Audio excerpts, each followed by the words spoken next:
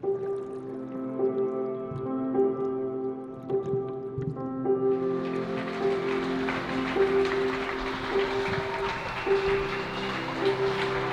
hey, hey! On est de retour!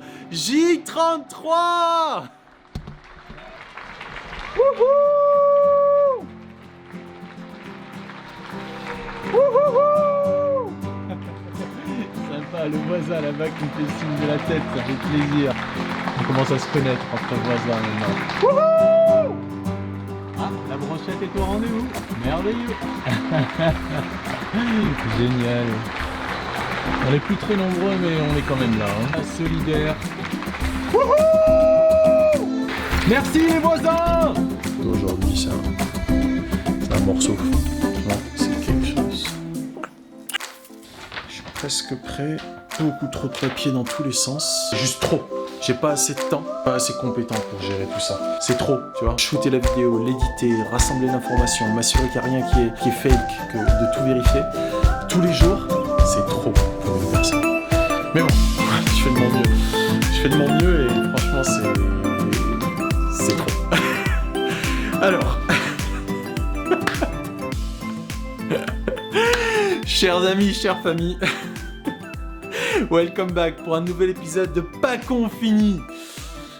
Les lives quotidiens où on apprend à pas rester con, parce que franchement, je pense qu'on nous prend vraiment pour des cons. C'est hallucinant.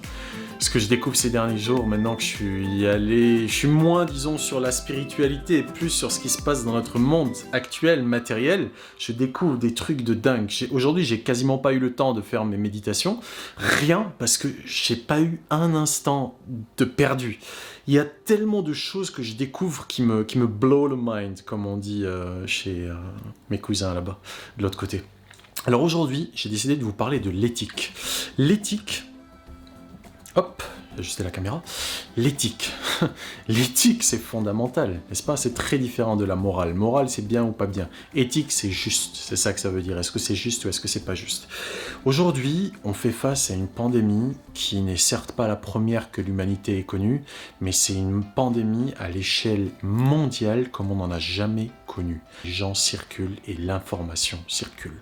Donc il y a toute cette dimension-là aujourd'hui de fake news qui doit être combattue par non seulement les chantres autoproclamés de ce qui est vrai et ce qui n'est pas vrai, mais également par tous ces médias par lesquels on transite pour pouvoir communiquer. Ces médias, c'est notamment Facebook, c'est notamment Google, c'est notamment Microsoft, c'est notamment Apple, c'est notamment tous ces énormes mastodontes de l'information. Facebook, je vous le rappelle, contrôle non seulement Facebook lui-même, mais également WhatsApp et Instagram.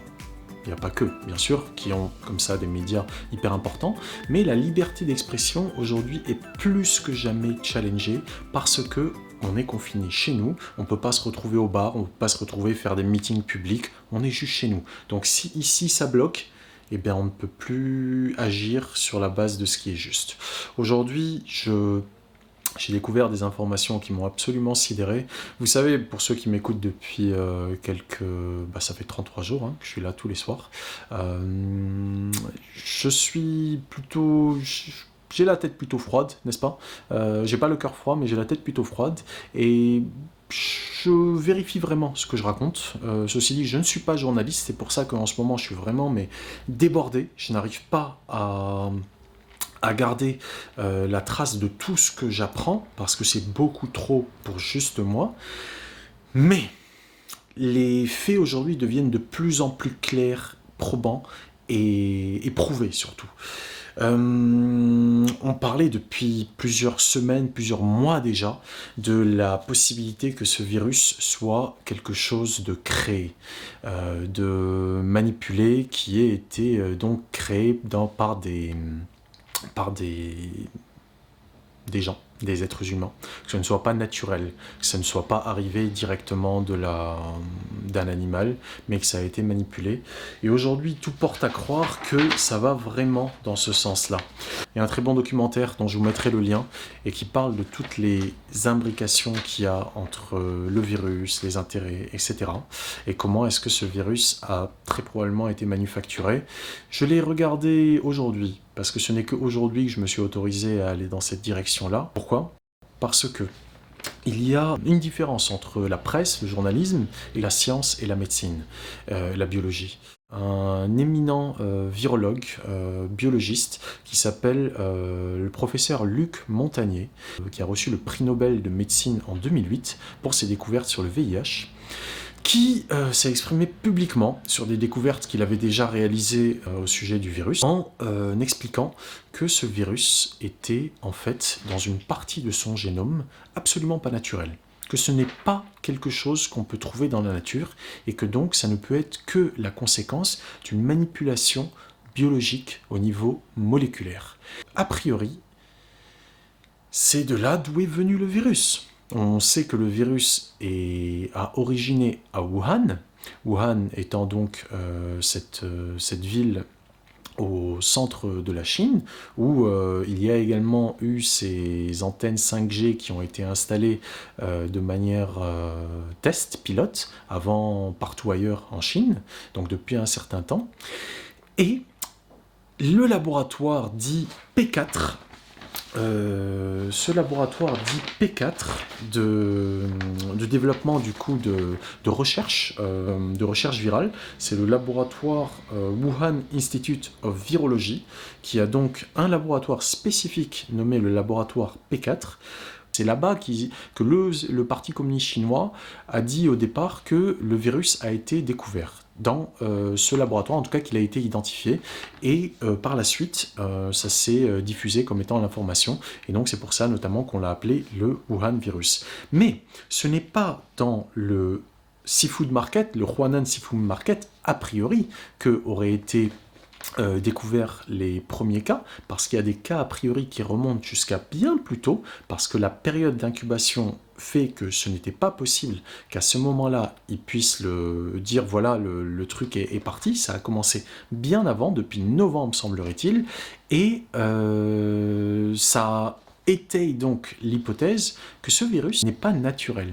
D'autant plus que depuis 2011, il y a une scientifique dénommée Shi Zhengli qui travaille donc dans ce laboratoire du Wuhan Institute of Virology, qui a publié et parlé publiquement du lien entre le HIV et le SARS et de la fabrication de virus qu'ils appellent des virus chimères dans le milieu biologique, c'est-à-dire des virus qui sont à moitié naturels et à moitié manufacturés, artificiels. Et donc elle a fait plusieurs publications, public speech, dans ce sens-là.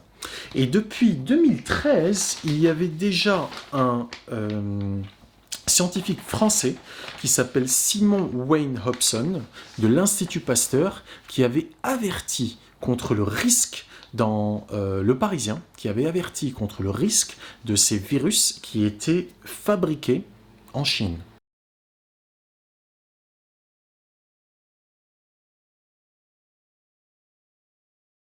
Notamment dans ce laboratoire. Et figurez-vous que ce laboratoire est directement financé par la France. Ce laboratoire a été financé par la France, notamment par un monsieur, enfin par un industriel qui s'appelle Alain Mérieux et qui est la 16e fortune française, qui a reçu en 2019 le Reform Friendship Award, qui est une distinction qui est rarement donné par le Parti communiste chinois. Il est tellement intimement lié au Parti communiste chinois que Xi Jinping, en 2014, aurait été le voir, lui, à Lyon, lui rendre visite à lui à Lyon, avant même de se rendre à Paris. Donc cet institut Mérieux, ou Bio-Mérieux, plus communément connu, existe depuis les années 60 et a ouvert à financer le laboratoire P4 qui a ouvert en 2018. Donc depuis 2015, il finance ce laboratoire et il est intimement connecté au Parti communiste chinois, qui est donc l'organisme, je ne vais pas dire la Chine, parce que c'est pas de la Chine dont il s'agit, comme quand on dit les États-Unis. Il y a le peuple américain et puis il y a le gouvernement américain. Les exactions commises par un gouvernement ne concernent que ce gouvernement, pas le peuple qu'il gouverne. D'autant plus lorsque c'est un État totalitaire, avec un gouvernement totalitaire, entre guillemets un État féodal. Féodal donc qui est une autorité centrale, moyenâgeuse, d'ailleurs c'était un terme qu'on utilisait au Moyen-Âge, qui est associé donc avec des seigneurs qui sont du coup inféodés à ce pouvoir central. Et donc le Parti communiste chinois a largement, mais extrêmement largement, camoufler les informations, étouffer les recherches qui provenaient d'autres laboratoires que celui de Wuhan, où il disait que c'était effectivement un virus qui avait été manufacturé. Et tout ce que je vous dis là, ce sont des choses que j'ai vérifiées du mieux que je peux. Je vous mettrai les sources, bien évidemment. Également un laboratoire indien qui avait publié dès janvier dans une revue scientifique et qu'ils ont été obligés de dénoncer. Donc ils ont été obligés de se rétracter plutôt sur ce qu'ils avaient publié. Et donc aujourd'hui, le professeur Luc Montagnier, une éminence, absolument pas inféodé à un quelconque pouvoir financier que ce soit, donc il est à la retraite, 80 ans, il a déjà reçu son prix Nobel, donc il n'a absolument pas besoin de l'argent de n'importe quel Big Pharma. Et donc, il affirme, droit dans ses bottes, que ce virus n'est pas naturel. Donc, toutes ces histoires de thèses du complot, de théories du complot, etc., au prétexte de laquelle on limite la liberté d'expression, on muselle les gens, aujourd'hui, pour moi, c'est la manifestation claire, manifeste, d'une volonté d'occulter la vérité. Et qui y a intérêt ? C'est ça aujourd'hui qui est la question qu'on doit se poser. À cette question-là, je n'ai pas de réponse, mais ce que je vois, ce sont les liens qui existent entre les laboratoires de Big Pharma, les gouvernements et l'Organisation mondiale du commerce.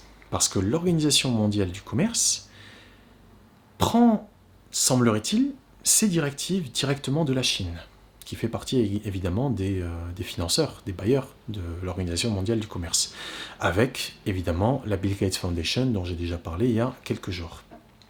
On est aujourd'hui donc face à une volonté manifeste d'étouffement de l'information. Il y a des éminents scientifiques tels que le professeur Montagnier, mais pas que lui, il y en a bien d'autres, je ne vous parle que de lui, mais il y en a plein d'autres qui disent que on est face à une volonté peut-être manifeste de nuire au travers de ce virus qui aurait été créé par un laboratoire, notamment financé par la France, soutenu en tout cas par la France depuis 2015, et notamment avec le gouvernement de Nicolas Sarkozy et Jean-Pierre Raffarin.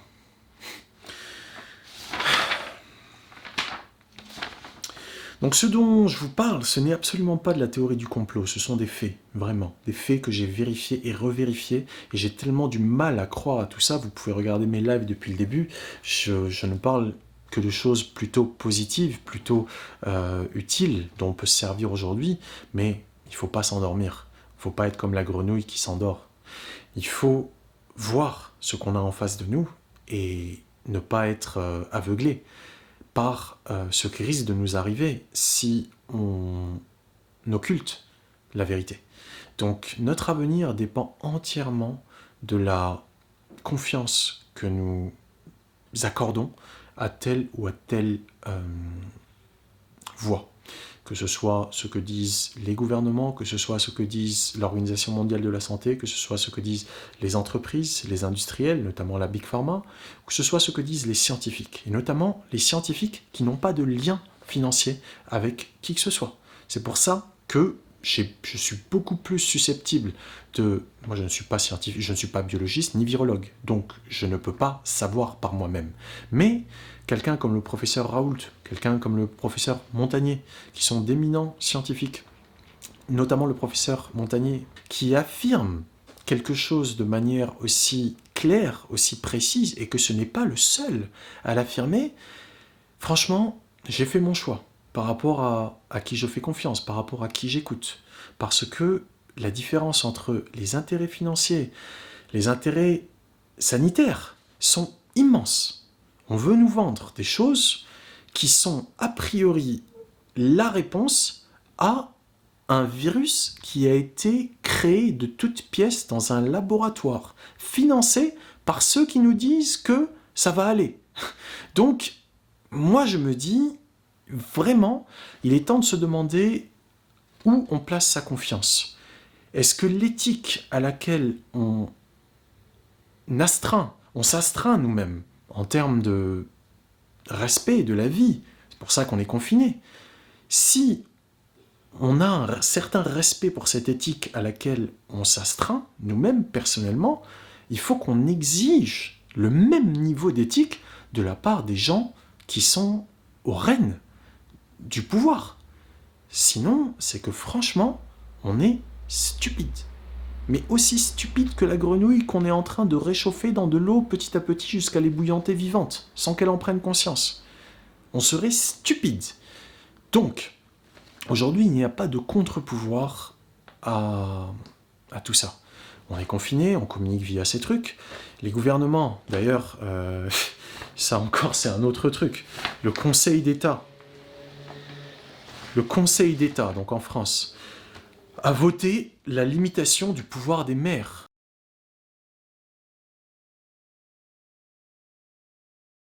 C'est-à-dire qu'ils ne puissent pas prendre des décisions à leur niveau, qu'ils soient obligés de respecter les mesures fixées par le gouvernement central. Si ça, c'est pas de la restriction de liberté, mais vraiment, parce qu'on vous dit qu'il faut décentraliser, parce que les gouvernements locaux connaissent mieux leur communauté, les gens, qu'au niveau central, et puis maintenant on dit non, il faut juste respecter le truc central. Mais qui a intérêt à ça? Hier encore, avant-hier, je vous parlais du ver arénicole, qui a le potentiel de désarmer le coronavirus. Regardez la vidéo, je ne vais pas en reparler dans le détail.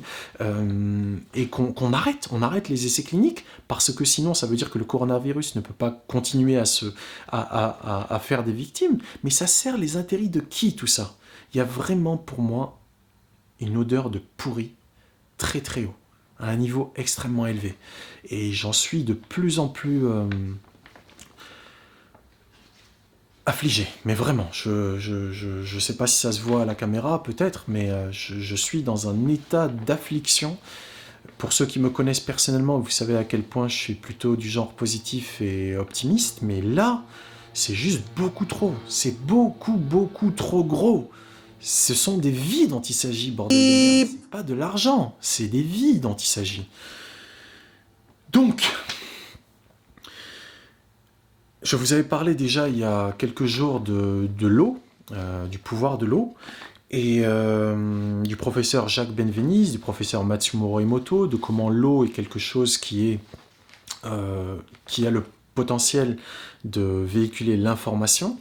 Ce sont encore des choses qui ont été discréditées parce que ça ne répondait pas aux intérêts de la Big Pharma, aux intérêts de vendre des médicaments, alors que c'est exactement le même principe que la comment on appelle ça encore, j'ai tellement le mental bordélique en ce moment à cause de tout ça. Mais grosso modo, il y a beaucoup de gens éminemment érudits qui, c'est pas qu'ils croient, c'est qu'ils font des tests et ils voient. Et ce sont des tests absolument scientifiques. Mais voilà, un professeur comme le professeur Jacques Benveniste, qui sont discrédités, ce professeur Luc Montagnier aujourd'hui, qu'on va certainement discréditer aussi, d'ailleurs, qui a continué à chercher dans la lignée de ce que le professeur Jacques Benveniste avait fait. Donc ce sont des gens éminemment érudits. Aussi Idriss Aberkan, dont je parlais encore hier, ce sont des gens éminemment érudits, ou bien Aurélien Barraud, qui ont une vision éthique de la vie, de l'économie, de ce à quoi on devrait accorder du crédit. Et c'est ces gens qu'on devrait écouter. C'est pas les gens qui ont des intérêts économiques qui sont intimement liés au pouvoir politique. Donc,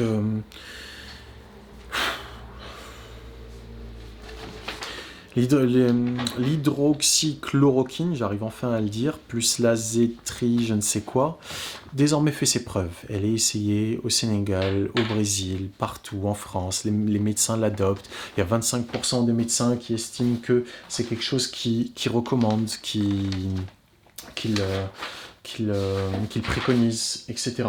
Donc, tout ça qu'on discrédite, on dit non, il faut d'abord s'inscrire dans des tests absolument rigoureusement scientifiques, etc. Alors que la quasi-expérimentation est quelque chose de parfaitement admissible et souhaitable dans une telle situation de crise. Donc vraiment, pour moi, il y a un manque d'éthique absolument outrageux, affligeant. Vraiment, je ne sais plus quoi dire d'autre. On a traité ici à l'IHU Méditerranée infection plus de 3000 personnes. 2600 ont été traités par notre protocole hydroxychloroquine plus azithromycine, dont 10 sont morts, c'est-à-dire on confirme qu'on a une mortalité qui est inférieure à 0,5% pour l'instant, ce qui est un des résultats ou le résultat le plus spectaculaire actuellement au monde. D'ailleurs, cette thérapeutique, qu'elle soit ou qu'elle soit pas, elle est tellement spectaculaire. En réalité, les gens ont tellement de facilité à voir que ça fonctionne qu'elle se répand. Et il y a des analyses qui sont faites en particulier par un institut de sondage des médecins qui s'appelle CERMO, qui montre que dans le monde entier, chez les médecins qui ont en charge ça, le premier traitement de tous actuellement, c'est l'azithromycine dans 50% des cas, et l'hydroxychloroquine ou la chloroquine dans 44% des cas. C'est massif. Ça veut dire que les praticiens adoptent ça parce que tout simplement ça marche. Voilà. J'ai fait plus ou moins le tour de ce que je voulais vous dire. Je vais vous mettre les liens pour que vous fassiez votre propre idée. Vous voyez que c'est vraiment des gens sérieux qui dénoncent tout ça et qu'on n'est vraiment pas dans la merde. On n'est vraiment pas dans la merde. Il faut réagir. Je ne sais pas comment. Moi, je suis là en faisant mes petites vidéos, en essayant de communiquer une information qui soit le plus proche possible de ce qui est sage, de ce qui est juste, de ce qui est vrai, surtout.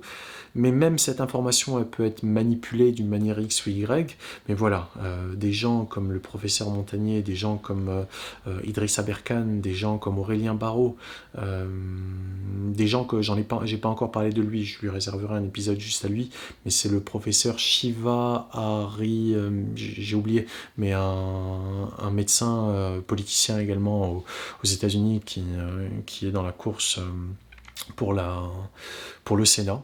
Donc voilà, il y a des gens comme ça qui sont suffisamment lucides, suffisamment pertinents pour ne pas croire aveuglément ce qu'on leur dit, mais pour chercher par eux-mêmes et pour partager quelque chose qui est vrai. Donc on doit faire de même, nous-mêmes. C'est vraiment notre devoir éthique. C'est de ne pas se conformer à ce qu'on nous a dit comme étant la vérité, parce que les médias sont directement inféodés au pouvoir financier. Ils sont financés, les médias. Les médias sont typiquement déficitaires, notamment la presse. Donc ils ont besoin d'argent. Et ceux qui injectent de l'argent, c'est ceux qui ont un intérêt à ce que ces médias véhiculent une certaine information. Bill Gates, par exemple, c'est un des principaux financeurs du Guardian. Le Guardian qui est une des grosses, très très grosses publications. Et pas que ça, c'est juste ce truc-là qui me vient à la tête. Mais voilà, ne nous limitons pas que à ce qui est véhiculé dans les grands médias, parce que il y a bien plus que ça, il y a vraiment bien plus. Ce qu'on appelle des fake news, ce qu'on appelle de la théorie du complot, aujourd'hui pour moi, je dis pas qu'il faut véhiculer des choses qui sont fake, mais je dis qu'il faut être vigilant, il faut être absolument vigilant, attentif, élever notre niveau de conscience, parce qu'on est très très certainement manipulé par des pouvoirs qui ont des intérêts bien plus grands que ce qu'on peut imaginer. C'est tout ce que je peux dire à mon humble niveau. Donc, pour conclure, la peur est ce qui permet aux puissants de nous enchaîner dans une attitude de servilité, d'asservissement, parce qu'on a peur. On a peur pour notre santé, on a peur pour notre sécurité. À ce prix, on risque de nous enlever notre liberté. Ça commence par la liberté d'expression, et ça finira peut-être par la liberté d'action, et même la liberté de mouvement. Si on nous impose certains vaccins pour pouvoir circuler, pour pouvoir travailler, pour pouvoir être en société. Soyons lucides par rapport à qui a intérêt à toute cette crise. Et je veux me souvenir de cette maxime, de je ne sais qui d'ailleurs, peut-être de Lavoisier, je ne suis pas sûr, que science sans conscience n'est que ruine de l'âme. Et l'âme, c'est ce qui nous anime, n'est-ce pas? Donc si on accorde une confiance aveugle à des gens qui font de la pseudo-science, la science qui a vocation à créer des choses pour un but financier, c'est de la pseudo-science, c'est de la technologie, c'est de l'ingénierie. Si on accorde plus de crédit à ces gens-là qu'aux véritables scientifiques, on risque vraiment de ruiner le peu d'âme que ce monde a encore, qui a été complètement vendu à la finance et à la technocratie. Voilà. Mes chers amis, c'est ce que j'ai aujourd'hui. Je suis navré, c'est pas extrêmement positif, mais s'il vous plaît, renseignez-vous et avançons ensemble dans la direction de la lucidité, de la conscience et du courage, parce qu'il va en falloir. Et sur ce, un big boom, bonne année.